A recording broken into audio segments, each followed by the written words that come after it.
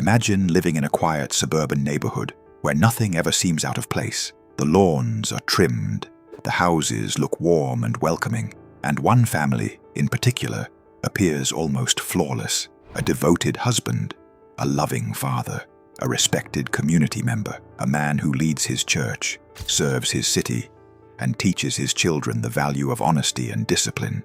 Now imagine discovering that this same man was secretly responsible for some of the most terrifying crimes in American history. This isn't a fictional thriller or a twisted Hollywood script. This is real. This is the story of Dennis Rader and the family who lived for decades beside a darkness they never knew existed. Dennis Lynn Rader was born on March 9, 1945, in Pittsburgh, Kansas, and raised in Wichita. From the outside, his childhood looked ordinary, even stable. He grew up in a working-class family, attended school regularly, and showed no obvious signs of the monster he would later become.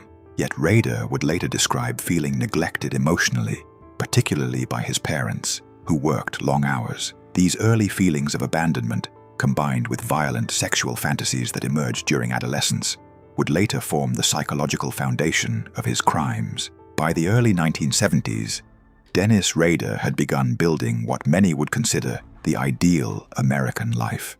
He married Paula Dietz in 1971, a woman who believed she was marrying a hard-working, quiet man with strong moral values. Together, they would have 2 children, Brian and Kerry. Rader worked various jobs over the years, including as a compliance officer, a role that involved enforcing city codes. He was active in his Lutheran church, where he served as president of the congregation. To neighbors, co-workers, and fellow church members, Dennis Rader was strict but respectable, a little odd, perhaps overly rigid, but never dangerous. What no one could see was that while Dennis Rader was building a picture-perfect family life, he was also leading a horrifying double existence. Between 1974 and 1991, Rader murdered at least 10 people in Wichita and Park City, Kansas. He referred to himself as BTK, an acronym he derived from his method of killing: bind, torture, kill. The name alone reveals the chilling level of control and planning that defined his crimes. Rader's first known murders occurred in January 1974, when he killed 4 members of the Otero family, including 2 young children. This crime shocked Wichita to its core. The brutality was extreme, and the lack of clear motive or suspect created widespread fear. For years afterward, residents lived with the anxiety that a predator was among them. Yet no one suspected the quiet, church-going father who returned home each night to have dinner with his family. What makes this case particularly disturbing is the level of compartmentalization Rader maintained. He was able to leave his home, commit acts of extreme violence, and then return to his family as if nothing had happened. His wife and children later stated that they noticed nothing that would suggest he was capable of murder. He attended his children's school events, participated in family activities, and enforced strict discipline at home. To his children, he was simply Dad. During the years he was actively killing, Rader was also deeply involved in his church. He taught Sunday school and held leadership positions. He spoke publicly about morality, discipline, and obedience. The contrast between his public persona and his private actions is one of the most unsettling aspects of his story. It raises uncomfortable questions about how well we truly know the people closest to us. Rader's crimes followed a pattern. He stalked his victims, learned their routines, and planned his attacks meticulously. Many of his victims were killed in their own homes, spaces that should have been safe. After committing the murders, Rader often took souvenirs and later revisited the crime scenes mentally through detailed fantasies. He also documented aspects of his crimes through writing and photography, though these materials were hidden away from his family. One of the most chilling elements of the BTK case was Rader's need for recognition.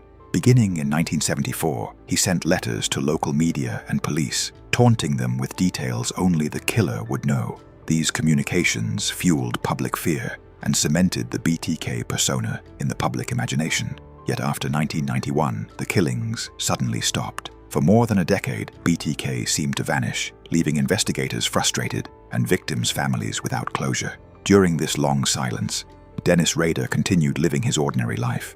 His children grew up, went to school, and eventually moved on to build lives of their own.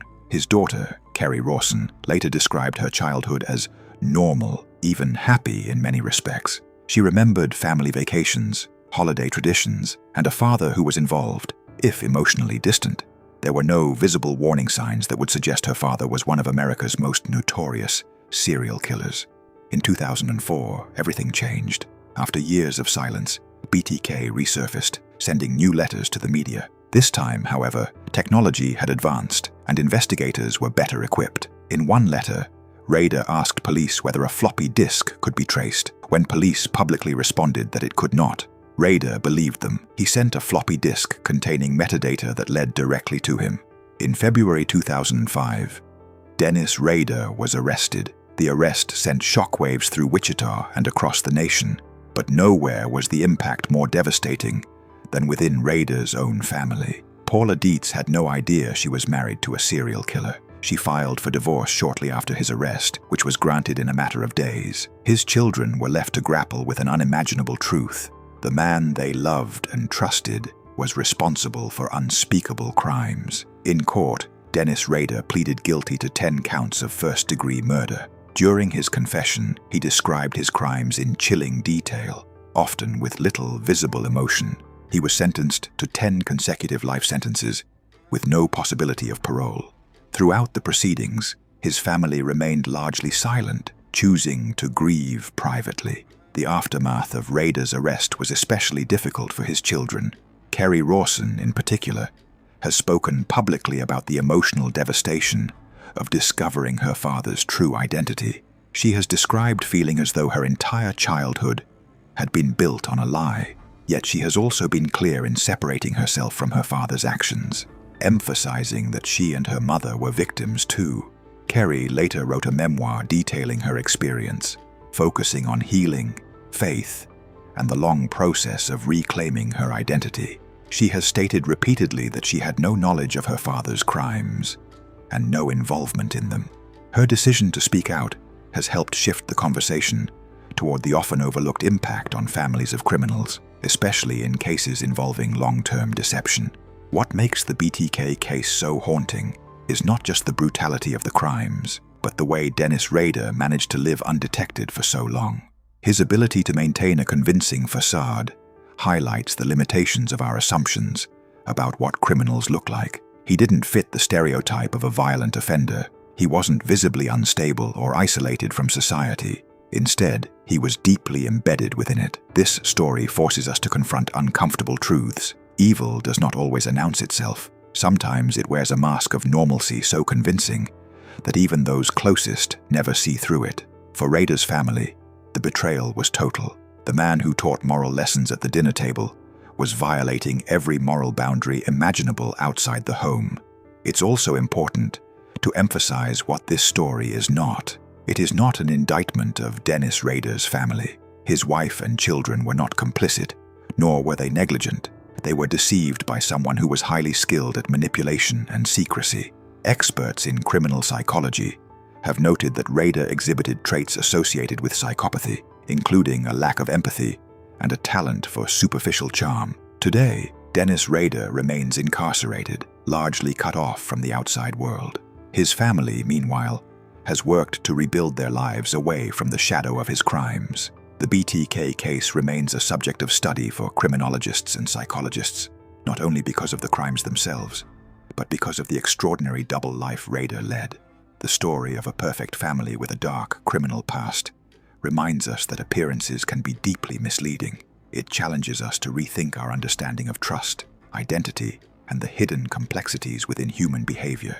Most importantly, it centers the victims whose lives were stolen, and the families, both of the victims and the perpetrator, who were left to deal with the aftermath. If this story left you reflecting on how much we truly know about the people around us, you're not alone. These are difficult questions with no easy answers, but exploring them helps us better understand the world we live in and the human capacity for both good and evil. If you found this deep dive compelling and want more carefully researched, true crime stories told with respect and depth, make sure to like this video and subscribe to the channel. Your support helps us continue bringing you stories that matter. Stay connected, turn on notifications, and join us next time as we uncover another real story hidden beneath the surface.